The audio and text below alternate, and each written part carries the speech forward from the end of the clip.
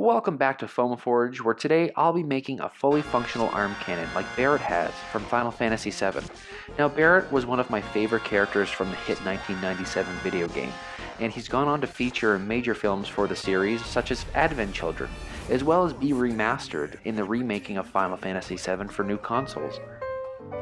Now for this project, all you'll need is some Bristol board and paint, hot glue and scissors, a pocket fan, foam board, and paper towel rolls.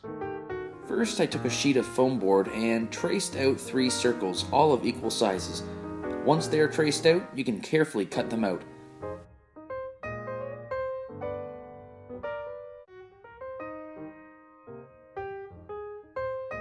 After I cut the circles out, I cut a piece of foam board out, about 3 inches wide and 12 inches long, and then I cut that into 3 equally wide strips.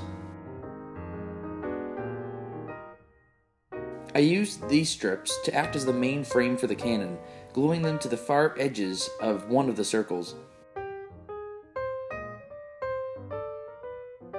The second circle, I take a moment to cut out a smaller circle in the center of it, big enough to fit my hand through, and then I glue that to the strips as well.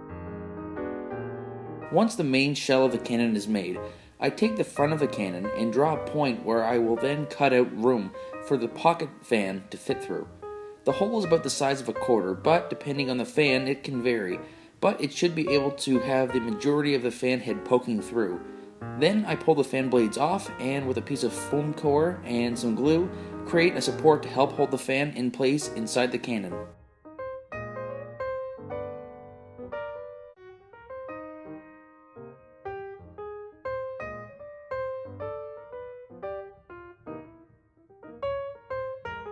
Once all that's done, I started to glue on the Bristol board around the shell, gluing it to the frame and then trimming the excess. The rotating cannon plate has the same small-sized hole in the center, just like the other piece we did.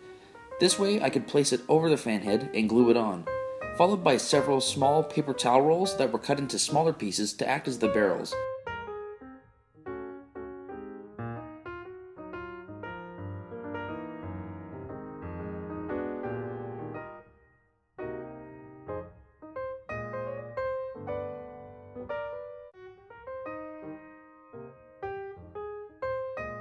Personally, I always like making my pieces a little worn down, kind of grungy and dirty, a little battle worn really, with scratches, smoke marks, and that kind of thing, but it's totally up to you what level of detail you want to put into the final touches.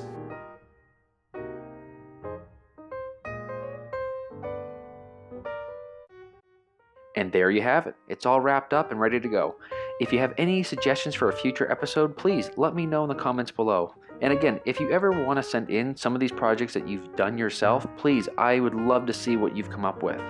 Please share and subscribe, turn on your notifications to keep up to date, and thank you very much for watching.